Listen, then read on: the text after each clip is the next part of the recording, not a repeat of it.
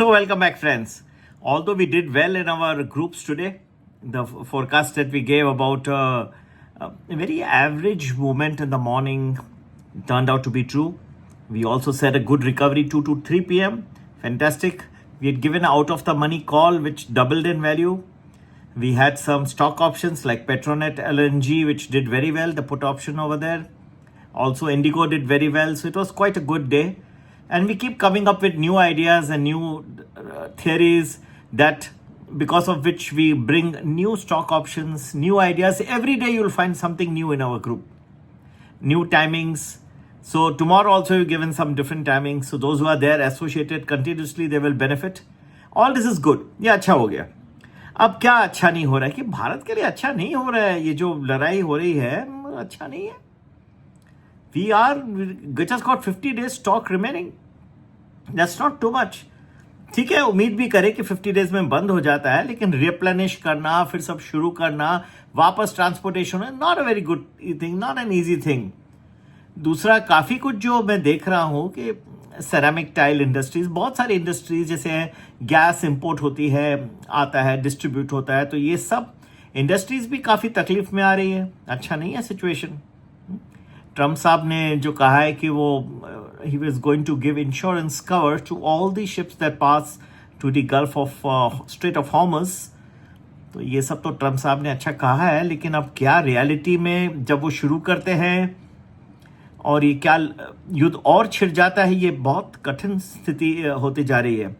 आज एक चीज मैंने देखा बहुत ही, which is not a very good thing, is that not a good thing in the terms of the war. अब जिसको Americans they have taken their positions. As I understand, they have sunk a Iranian ship off the coast of Sri Lanka, very close to it, about 50 kilometers from there. And I think that they have managed to salvage some 30 people, so 100 people gone over there also. All this is adding. Plus, Pakistan may be joining the war, and who knows, because they have a pact with Saudi Arabia that an attack on any of the countries will be an attack on both of them, and they would be bound to come and defend. So all these things are not very good. So if Pakistan also joins, and then one more country, already there are too many countries involved, and in this situation, one can hope and pray that things get resolved, but I don't think that they're going to come to an early conclusion. In fact, there's a certain period I'm seeing now over the next several weeks when things can get, in that period, that can get a little more, or rather worse than what people had imagined.